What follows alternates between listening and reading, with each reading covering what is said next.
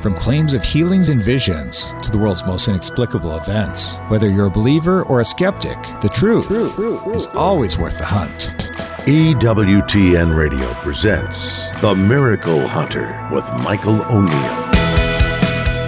Welcome to the Miracle Hunter Radio Show on EWTN Radio. This is Michael O'Neill. I'm the Miracle Hunter. Can you believe it's March already? This year is racing by, isn't it? And for those people in the Midwest, maybe all over the country, we have seen dramatic weather. I know there's a 50-degree swing just this past week, so it's good to get a hint at least of the spring weather that's on its way. And baseball is around the corner. And for those people who need to be warmed up a little bit, we've got two topics for you today that should be inspiring. We'll be talking today about a future American saint. I bet you haven't heard of him. It's Venerable William Gagnon. We'll be talking with Denis Morin from his canonization cause about his incredible life of faith. And later in the show, we'll be talking about Our Lady of the Rosary of Pompeii. That's an incredible Marian shrine. I've been there myself, built by Blessed Bartolo Longo. And we'll be joined by Dan Cheely, a church historian, to talk to us about that incredible devotion. Later in the program, we'll be talking about They Might Be Saints, Blessed Solanus Casey being the next episode coming up, and that'll air on March 6th at 9 a.m. Eastern Time. And Solanus Casey, for many people know that name. He was known far and wide as the miracle-working Capuchin from Detroit, and his beatification was attended by 60,000 people at Ford Field in the year 2017. I'll be examining his simple yet remarkable life. And I'm very excited to announce that coming up this week on Saturday at 5 p.m. Central Time, 6 p.m. Eastern, we have a brand new episode of Explore with the Miracle Hunter. We'll be examining Our Lady of La Salette. This was an incredible one to film. We were high up in the French Alps filming at that shrine, and I traveled there where the Virgin of Sorrows appeared in tears to shepherd children, asking them for conversion and penance. Some remarkable prophecies and predictions came out of that one, so you'll definitely want to tune in to Explore with the Miracle Hunter for a brand new debut about Our Lady of La Salette. Later in the show, we're going to be looking at the 365 Days with Mary project like we always do. Around the world, different places, different times, the Virgin Mary has shown herself or been honored in places with the building of basilicas or the establishment of feast days or the celebration of miracles. And we've got the icon of the Mother of God, Tikvin, from Mount Athos in Greece in the year 1877 as our 365 Days with Mary for today. And later, we're going to be looking at the Might Be Saint of the Day, Blessed Geronimo Carmelo de Savoia. And the question of the week, did St. Paul ever appear in a church-approved vision? And the Miracle of the Day, this is a new segment we're doing for 2024, the last apparition of the Virgin of the Poor at Benoît in Belgium to Mariette Becco happened on today's date, March 2nd, in the year 1933. We'll be telling you more about that one in just a little bit. Let's take a look at the miracle news. We do this every week where we talk about the miracles happening around the world and those things that relate to miracles. And I know a lot of people tuning into this program have an interest in the alleged apparitions happening in Medjugorje in Bosnia-Herzegovina to 6 children, now adults, starting in the year 1981. And this is always in the news, or it pops up in the news. And for different reasons now, we have a brand new Hollywood film that's actually underway about the topic of the alleged apparitions at Medjugorje. So a Hollywood producer, Lucas Foster, he's well known. He has a huge body of work to his name. He includes Ford versus Ferrari, Man on Fire, Mr. and Mrs. Smith, Dangerous Minds, Law-Abiding Citizens, Enemy of the State, many other films. I'm guessing many people have seen those films. And so you'll recognize this. And so by his own admission, when he was asked to help make a movie about Medjugorje, a place he'd never been or heard of before and knew nothing about, he was more shocked than anyone when he instinctively said yes to the project. And this is reported from Spirit Daily, this new film about Medjugorje. So the question is, what will this film be about? I think there are many documentaries and books already out about the phenomena of Medjugorje, but I think this movie will address and depict 2 other big questions. what happens to people when they go to Medjugorje, and how does that experience change their lives and the lives of the people they encounter after that. And so I think the specifics related to this film, at least according to this article, are not quite yet available. The script should be underway and ready in the next 12 months, and maybe filming will happen shortly thereafter that. And the expectation would be that this would be in theaters in the year 2025 or 2026. But for fans of Medjugorje, or devotees of Medjugorje, I should say, this is kind of an exciting project, so we'll keep you updated on the project of this new film about the phenomena of Medjugorje. Let's take a look at Catholic Club Trivia. We do this every week, where we ask a trivia question and give out a prize of the Miracle Hunter image of the Faces of Mary to the winner, the fastest respondent. And last week we talked about a new film with a Catholic theme, that being Cabrini. And the question was, The Passion of the Christ was the highest grossing faith film in history. What was the second? And so The Passion of the Christ came in at $622 million in the box office. The next one, number 2, was Heaven is for Real at $101.3 million. And after that, The Shack at $96.9 million. Those stats coming to me through Wikipedia. Thanks for everybody who responded to that question. And for this week, we're talking about Our Lady of the Rosary of Pompeii with church historian Dan Sheely. And the question for the day is, what is the only Marian shrine in the world dedicated to Our Lady of the Rosary with more annual visitors? Again, we're talking about the Marian shrine of Our Lady of the Rosary in Pompeii in Italy. And so the question is, what is the only Marian shrine in the world dedicated to Our Lady of the Rosary with more visitors annually? If you think you know that answer and want to win the prize, the image of the Faces of Mary, send me an email to questions@miraclehunter.com, and maybe you'll be the one winning the prize. And answers and winners will be posted on the show page on miraclehunter.com. We need to take a short break, but when we come back, we'll be talking with Denis Morin from the canonization cause for Venerable William Gagnon. Stay with us for that.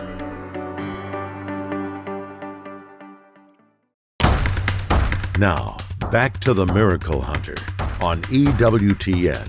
Here's Michael O'Neill. Welcome back. You're listening to the Miracle Hunter radio show on EWTN Radio. This is Michael O'Neill. I'm the Miracle Hunter.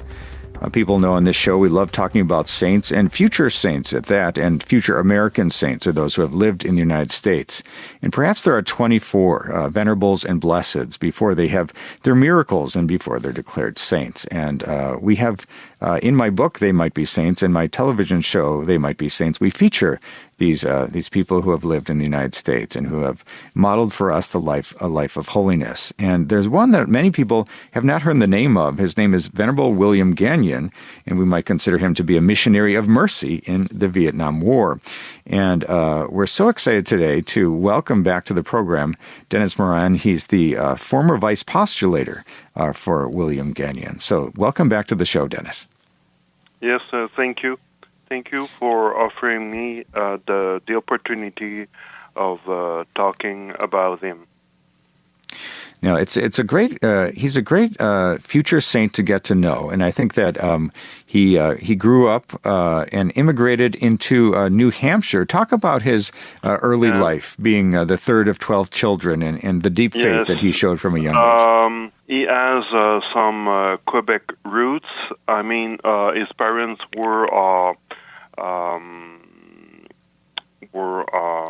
Franco-Americans that came to New Hampshire to work in the cotton mills, and but the family he spent a part of his youth in New Hampshire and Dover, New Hampshire, and also in the east of Quebec, and also in Barton, Vermont.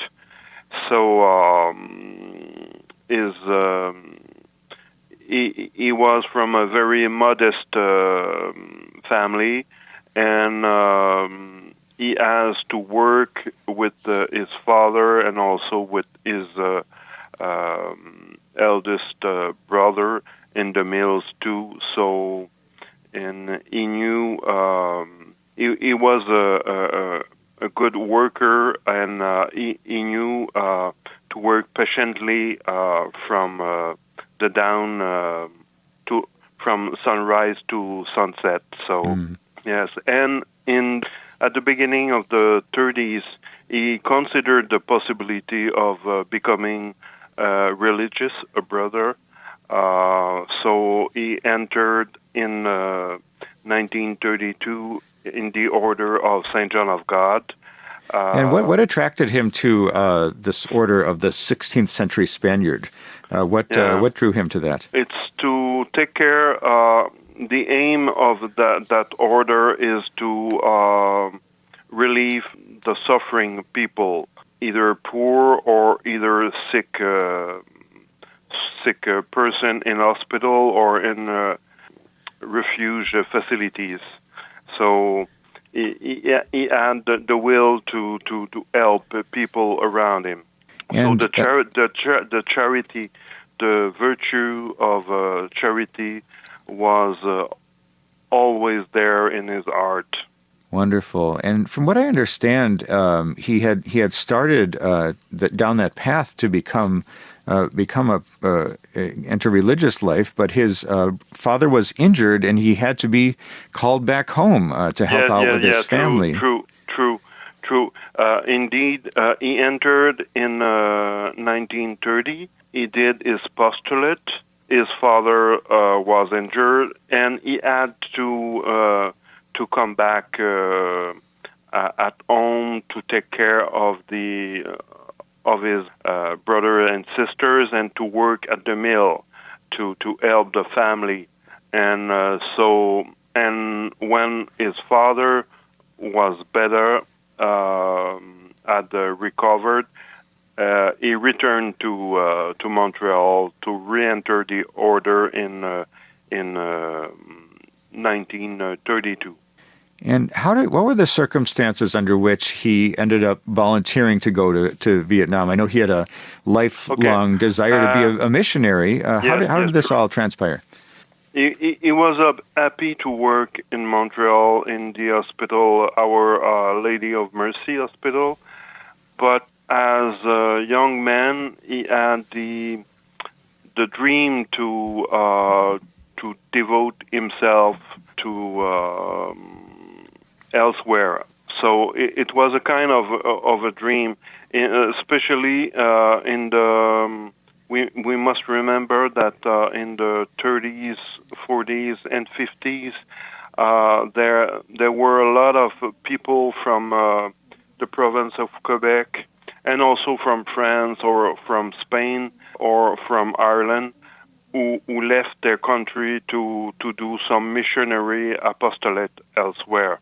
So for Brother William, he had that dream to go elsewhere. And it seems that Providence answered pretty well, because the provincial of superior of in those days went to Rome, met a Vietnamese bishop who said, I would need some male nurses in Vietnam, in North Vietnam, to take care of the refugees. So it was decided that Brother William would be sent with two young brothers over there to realize a mission. Amazing. We're talking today with Denis Morin, the former vice postulator for Venerable William Gagnon, who was declared venerable in 2015, and blessed would be his next path or stage in the path to sainthood. And when we talk about his time in the middle of this Indochina War, he was right in the middle of it, right? I mean, grenades were going off, and yes. It had to be a scary place to be with being right in the middle of the war, with bombs exploding, sometimes very close. Talk a little bit about what Brother William did during those days. Yes. At the beginning of the mission, the brothers were in the North Vietnam, and during the Indochina War, and they started to have a house in Bui Chu at 100 kilometers from Hanoi, and also they tried to open a house at Hanoi, and in July 1954, around that,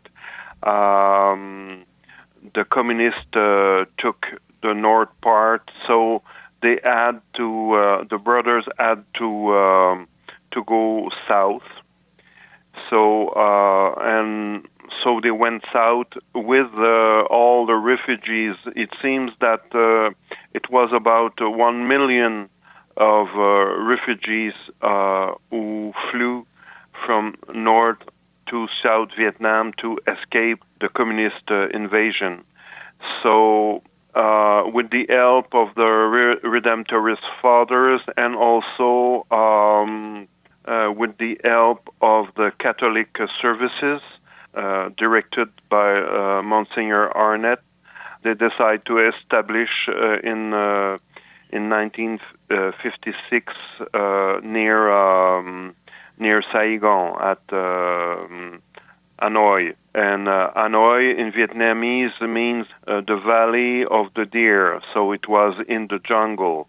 So they had to cut trees and to have barracks over there, so to establish an hospital. And that hospital is still works today, and it has been recuperated by the state of Vietnam, but it's still open over there. Amazing. And one of the things that stands out to me is the brothers there who served at the hospital and otherwise, they cared for everyone, the civilians, the soldiers. Didn't matter who they fought for, and they just helped everyone. And especially when we talk about Brother William Gagnon, he had to do so many things as a nurse, as a contractor, novice master, fundraiser, social worker. He had many things to do when he was there. Taking care of the sick was one of the major things. Talk a little bit, please, about how he ended up dying. What was the end of the life of Brother William? Okay, at the end of his life, he was he devoted himself in Vietnam for about 17 years. So he was kind of exhausted, overwhelmed by the work to be done, and he had some heart problem, so he had to stay in bed for a few days, and finally he had a heart attack, and he died. He passed away on the 28th of February 1972. And so for himself, it was more that he had always to relieve others, to pray. During the day, his schedule was during the day he relieved people as a nurse, and in the evening he did some writing the correspondence, doing the accounting, and in the night he went to the chapel to pray in before the blessed Saint Sacrament. So he had very a full schedule, and during his life he had already reputation of sainthood, so he was considered as a saint even during his life. So when he passed away, there were lay people from the area, brothers, fathers, and sisters from various congregation who came to be present at his funeral. Amazing. He was well loved for his great work, and yes, and I went to Vietnam in 2012, and I went to his tomb near the hospital in Onai Bien Hoa near Ho Chi Minh City. and people still go to pray at his tomb every day around 4 or 5 a.m. before going to work. So it's quite moving to see that. Amazing. We've been talking today with Denis Morin, the former vice postulator for Venerable William Gagnon, who was declared venerable in the year 2015, and he's now in the second step to sainthood, going from servant of God to venerable, and with one miracle he'll be declared blessed. A second miracle makes him a saint. And as we wrap up the interview today, I'd like to ask, have there been any favors or miracles being considered locally or by Rome that would move him along to that next level? There were and there are some favors obtained in New England, in Manitoba and Saskatchewan in Canada, and also in Vietnam. But for Rome, there's a need to that those favors would be documented. A person can say, "Well, I've obtained a favor from Brother William, but it needs to be proved." So for now, we need proofs. And so far, the theologian in Rome studied his positio.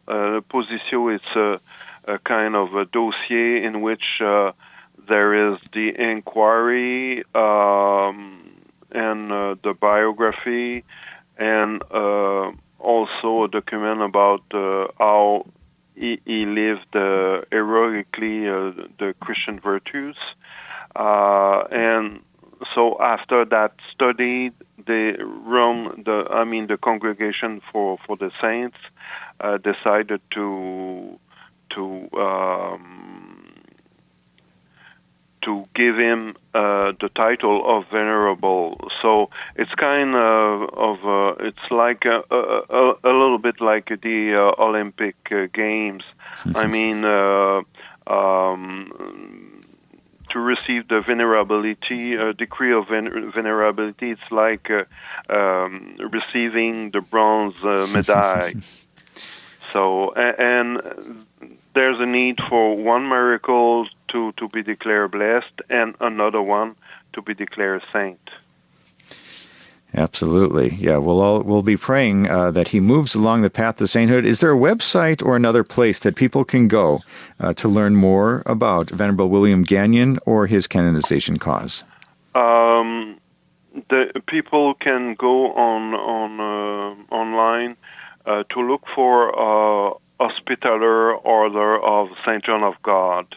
There's a website prepared by the General Curia of the Order in Rome, and that website is there's an English version of it. So, and there's a section about the saints, the blessed, and the venerable of the order. So, people can consult that website. Wonderful. Well, we're so grateful to you, Denis Morin, the former vice postulator for Venerable William Gagnon, who's now a venerable, and we'll pray that he moves along that path to sainthood, to blessed and then to saint. Thank you so much, Denis, for joining us on today's program. Thank you to you. God bless. That was Denis Morin talking to us about Venerable William Gagnon, one of the 24 venerables and blesseds from the United States who may someday be saint. We need to take a short break, but when we come back, we're going to be looking at the question of the week. Stay with us for that. Now, back to the Miracle Hunter on EWTN. Here's Michael O'Neill. Welcome back. You're listening to the Miracle Hunter radio show on EWTN Radio. This is Michael O'Neill. I'm the Miracle Hunter.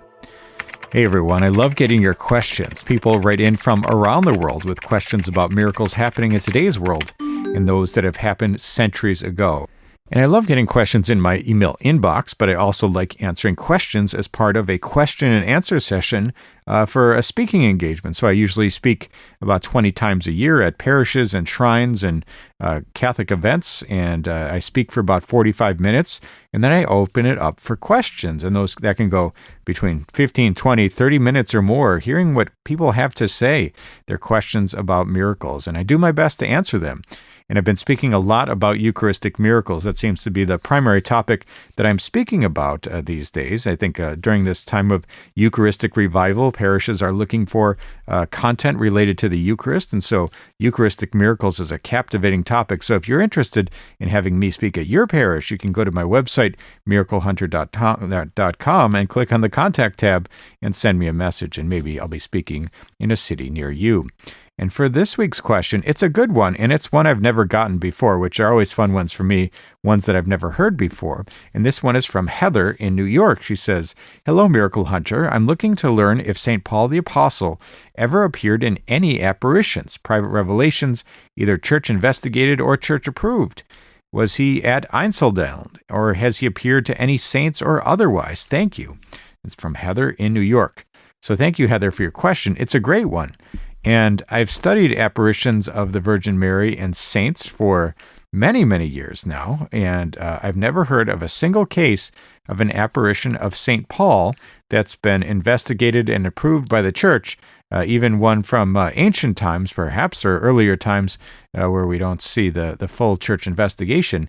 But there isn't any information, at least I can't find any, about an apparition of St. Paul. And you asked about Einsiedeln. That's a place in Switzerland.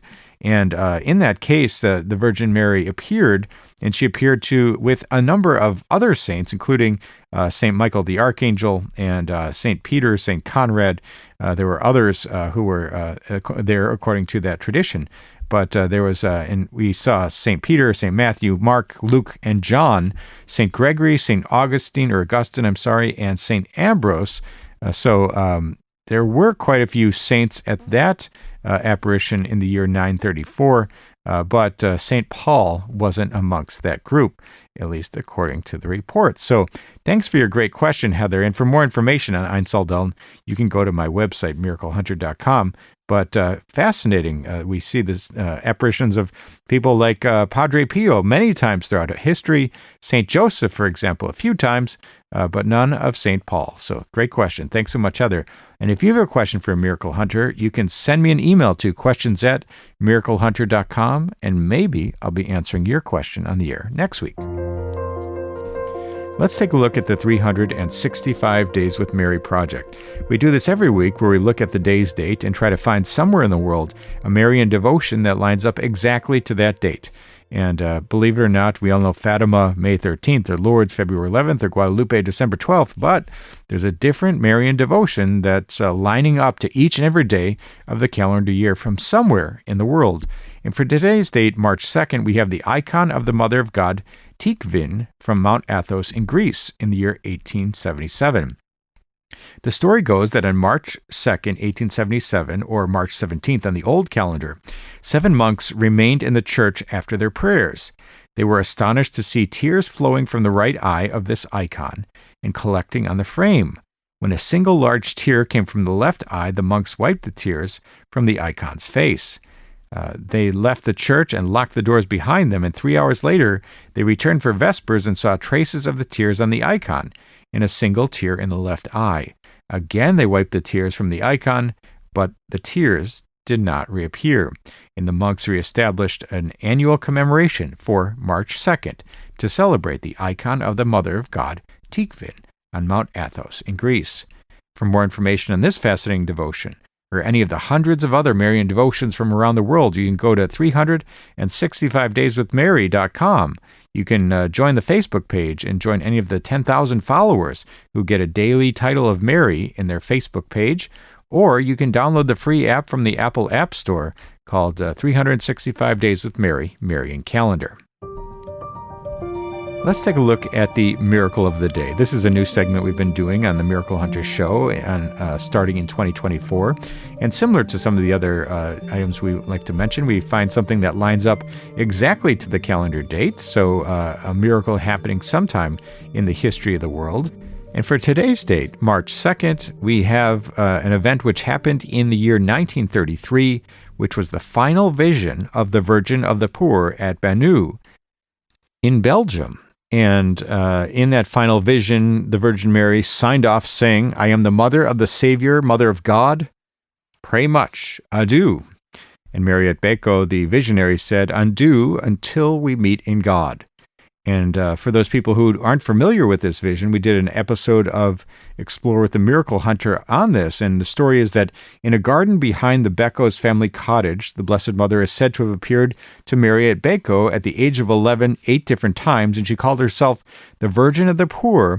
And Mary promised to intercede for the poor, the sick, and the suffering. And this was approved in the year 1942 by Bishop Kerkhoffs of Liege. And so this is one of the highly approved Marian apparitions in modern times. And so fascinating one to line up for today's Miracle of the Day. Let's take a look at the They Might Be Saints segment of the show. We do this every week where we talk about They Might Be Saints, which lines up to my television series They Might Be Saints, which airs on EWTN at 9 a.m. Eastern Time. And we talk about Americans on the path to sainthood and the search for canonization miracles. And so we always like to keep you up to date about who's coming down the pike in sainthood news. And so at the end of last month, the Holy Father, Pope Francis, received an audience His Most Reverend Eminence Cardinal Marcello Semeraro, the prefect of the Dicastery for the Causes of Saints. And during this audience, the Pope authorized the same dicastery to promulgate a decree, including one on the heroic virtues of the servant of God, Sebastian Hili Vives, a diocesan priest, founder of the Congregation of the Augustinian Daughters of Help. And he was born on January 16, 1811, in Arta in Spain, and he died in Palma de Mallorca in Spain on September 11th in 1894.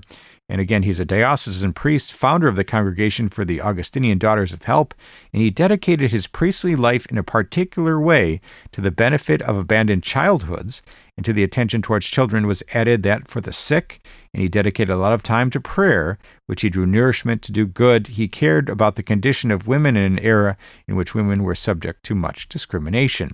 And that is taken from the Dicastery for the Causes of Saints website, a description about Sebastian Hili Vives, who is now a venerable. With one miracle, he will be known as Blessed Sebastian, and with a second miracle, he will be a saint. Let's take a look at the Might Be Saint of the Day. We do this every week where we talk about the person on the path to sainthood. That's a servant of God, Venerable, Blessed, who doesn't have all their miracles yet. Rome hasn't declared them a saint, but whose feast day or death anniversary lines up to the day's date. And we've got Blessed Gerolamo Carmelo de Savoia, also known as San Carmel, and his feast day, his memorial, is on today, March 2nd, and he was born to the nobility, a member of the family of the Dukes of Savoy. He was a soldier, and he joined the Mercedarians in Barcelona, Spain, in 1542, and he received visions of the Virgin Mary, to whom he was extremely devoted. And he wrote in defense of the dogma of the Immaculate Conception. And some accounts describe him as a bishop of Teruel in Spain, but that diocese had not been established during his lifetime. And so he died in Barcelona in the year 1558 on March 28th of natural causes. And that is the Might Be Saint of the Day, Blessed Gerolamo Carmelo de Savoia. With one more miracle, he will be declared a saint. And for those people looking to check out the television series They Might Be Saints, which airs weekly on EWTN, this week on Wednesday, March 6th at 9 a.m. Eastern Time in its normal time slot, we've got They Might Be Saints Blessed Solanus Casey. And Solanus Casey was known far and wide as the miracle-working Capuchin from Detroit, and his beatification was attended by 60,000 people at Ford Field in the year 2017. I'll be examining his simple yet remarkable life. That's They Might Be Saints Blessed Solanus Casey this week on EWTN on March 6 on Wednesday at 9 a.m. Eastern Time. We need to take a short break, but when we come back, we're going to be talking with church historian Dan Chile about Our Lady of the Rosary of Pompeii. Stay with us for that.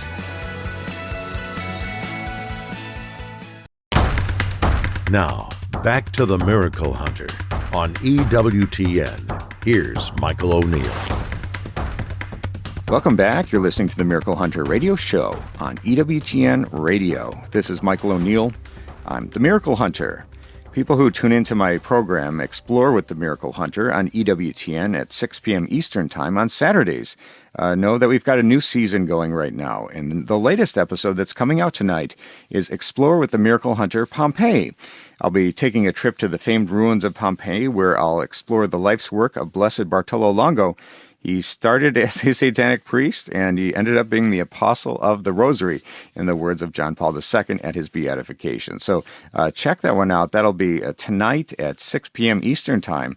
And again, new episodes of Explore with the Miracle Hunter are airing every Saturday going forward here. So we're excited. Most people might not know this incredible future saint, Blessed Bartolo Longo.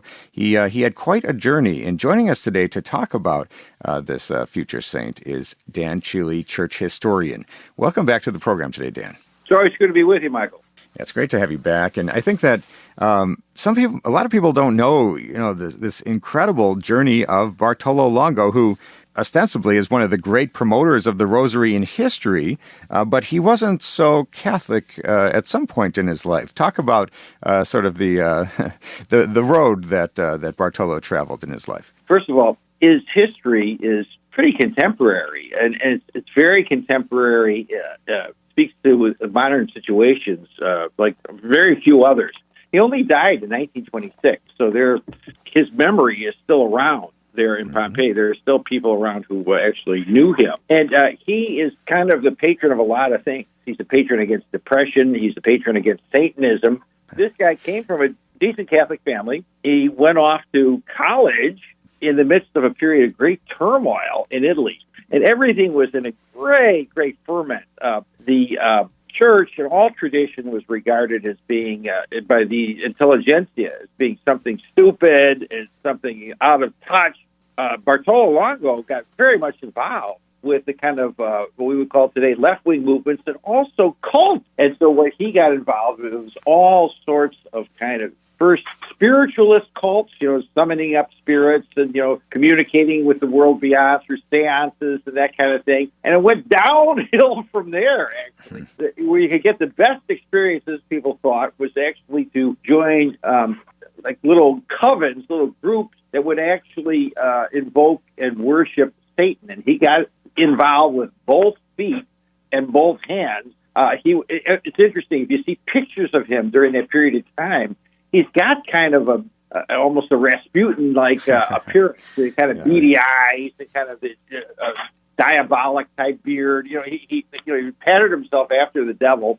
He, according to what he says, he became inducted as a slave of Satan and a priest of Satan, and he was involved in bringing people away from the church and getting involved in everything and anything. Well, he started, even though he was a smart guy, successful in school, he started to basically, to be blunt about it, go nuts. I mean, he got very, very depressed. He had promised his soul to the devil in this life and the next in exchange for, personal success, and started undertaking all sorts of fasts and different things to ingratiate himself with the devil. Finally, there was one professor who had made it there, who had known the family a little bit. His name was Professor Pepe, who told him, hey, listen, you got to snap out of this. He goes, well, I've already sold my soul to the devil. There's nothing I can do about it. I promised my soul in this life and the next. Well, this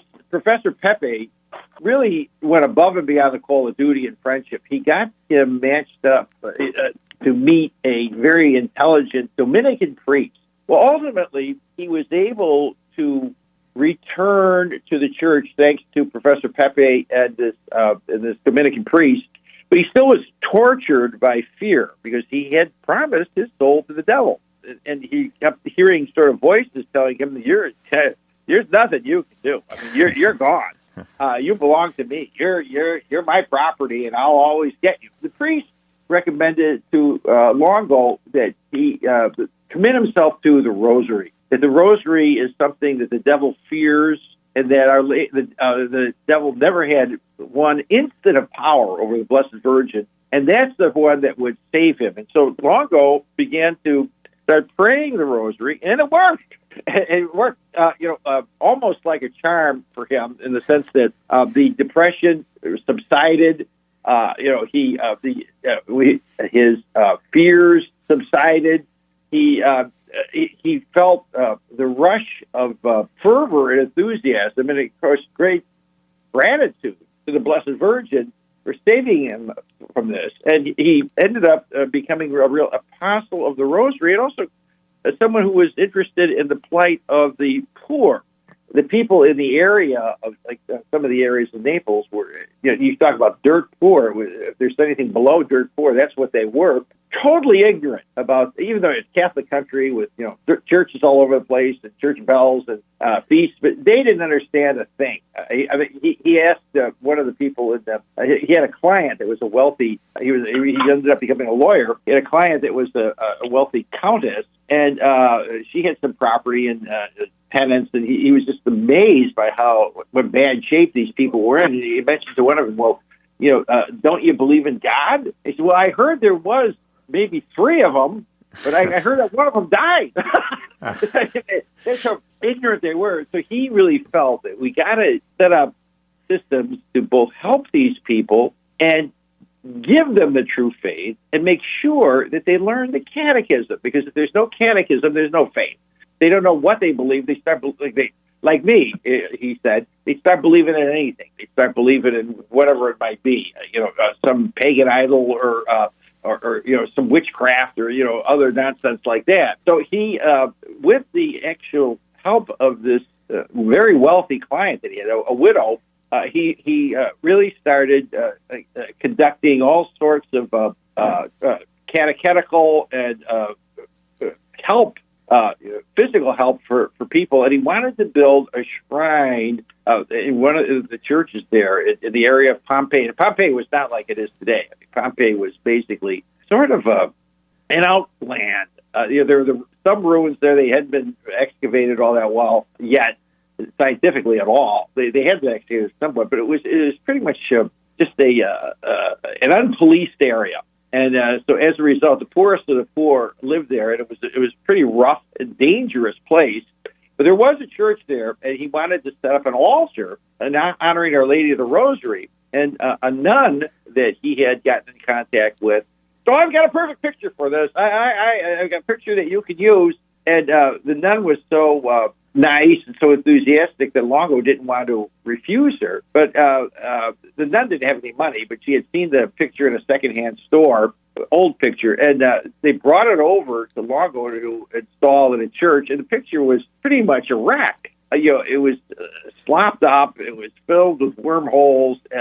They actually brought it in to Longo on a garbage truck that was used for hauling manure. Right. So the picture of Our Lady comes in the lowest kind of garbage truck. And Longo was originally embarrassed by it, but the nun kept telling him, "Look, Jesus came into the world in a stable. I just know that since Jesus came into this world in poverty, this picture that's being rescued, from poverty is going to be very miraculous. Our Lady is going to love this picture very much. It's a picture of Our Lady giving the rosary to St. Dominic on one side and St. Catherine on the other." Okay, so he set up. He decided he was going to, with the money of this rich countess, he was going to set up a shrine in the area of Pompeii so that people could have it and it would be dedicated to the rosary. And once he did start this up, and we're talking, again, relatively contemporary times. We're talking about the 1880s now.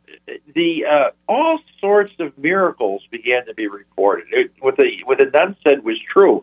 It began to be somewhat of a phenomenon. And the Pope was all enthusiastic about it as well. He said, this is you can't quarrel with the finger of God being at work here. Some of the things that are happening are just amazing. And as some of your listeners may know, it was one of those miracles that happened that was also associated with the cure of a girl who was literally at death's door. That's right. Fortuna Agrelli is her name. Yes. That's right.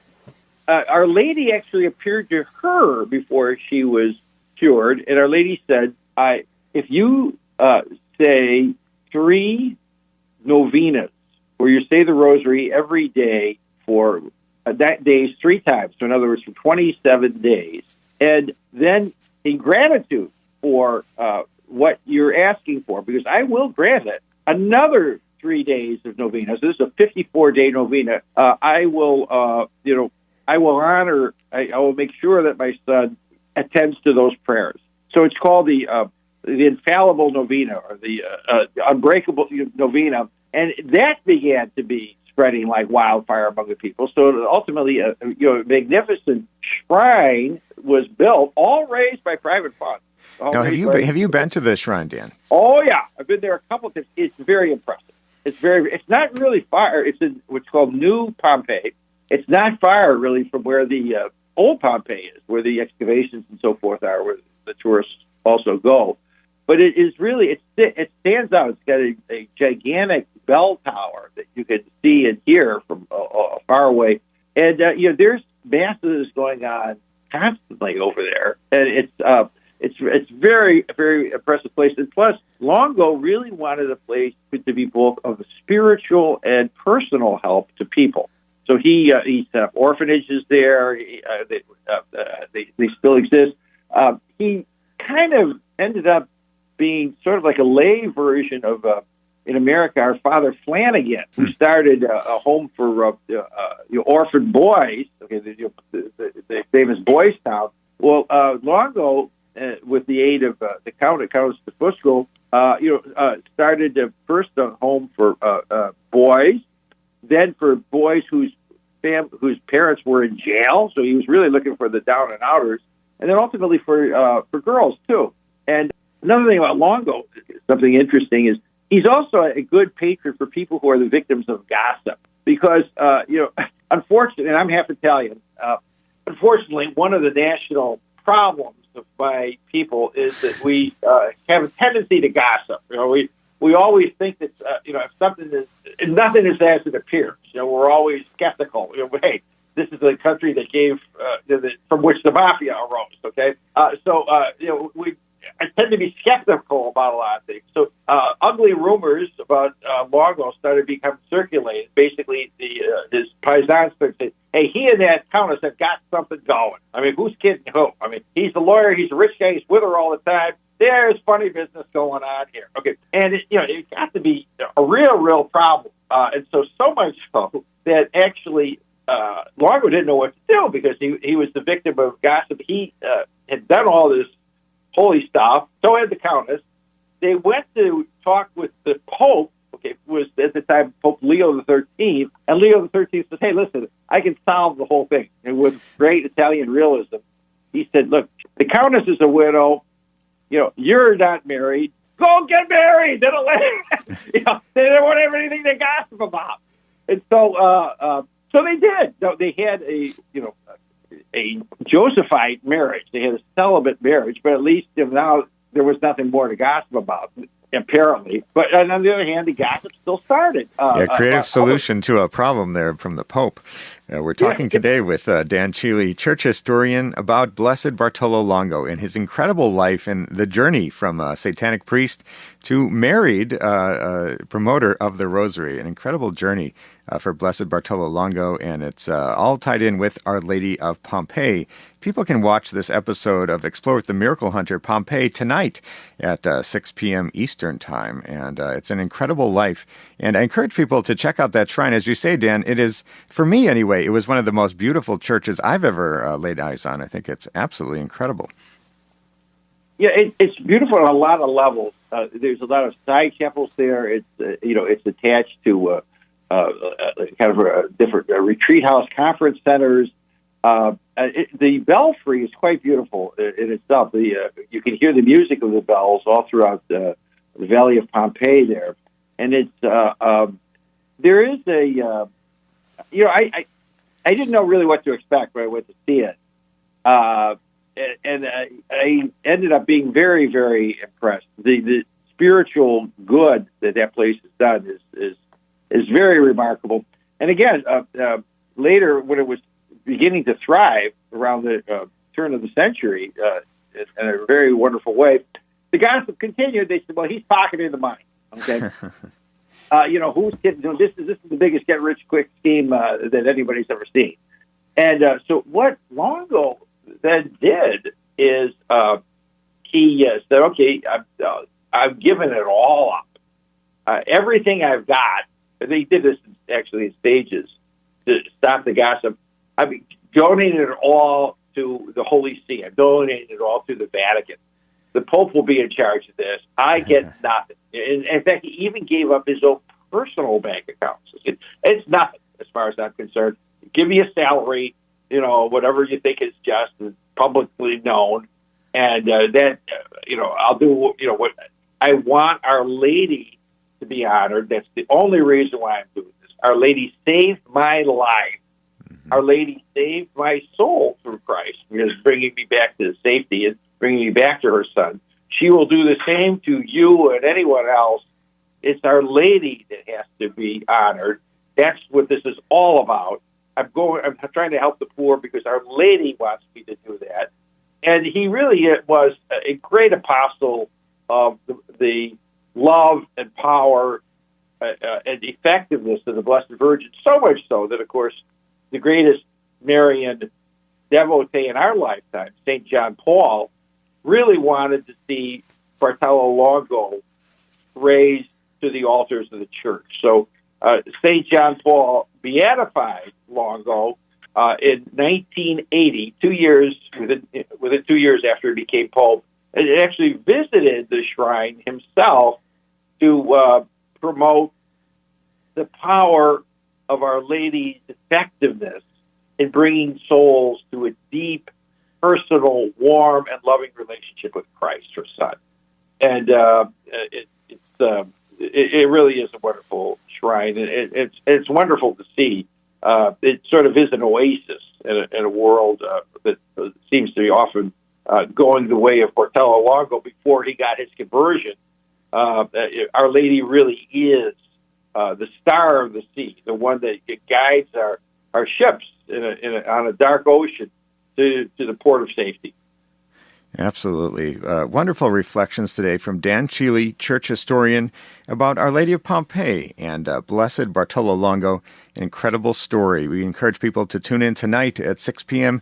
Eastern Time to explore with the Miracle Hunter as I travel to Pompeii and tell some of this great backstory to Blessed Bartolo Longo. Thank you so much, Dan Sheely, for joining us on today's program. Always good to be with you, Michael. Keep up the good work. And that's all the time we have for today's show. If you missed any of this episode or want to catch up on past episodes, you can go to EWTN.com/radio, check out the audio archives, or download the free EWTN app. I'd like to thank our guest today, Denis Morin, talking to us about Venerable William Gagnon, and church historian Dan Sheely for that breakdown of Our Lady of the Rosary of Pompeii. Check out a brand new episode of Explore with the Miracle Hunter, La Salette. That's this Saturday at 6 p.m. Eastern Time. Explore with the Miracle Hunter, La Salette. That's one of the most highly approved Marian apparitions in history, with some incredible prophecies and predictions. Check that one out. Explore with the Miracle Hunter, La Salette, on Saturday. And I'd like to thank you for joining me today on Miracle Hunter, where from claims of healings and visions to the world's most inexplicable events, whether you're a believer or a skeptic, the truth is always worth a hunt. Talk to you next week.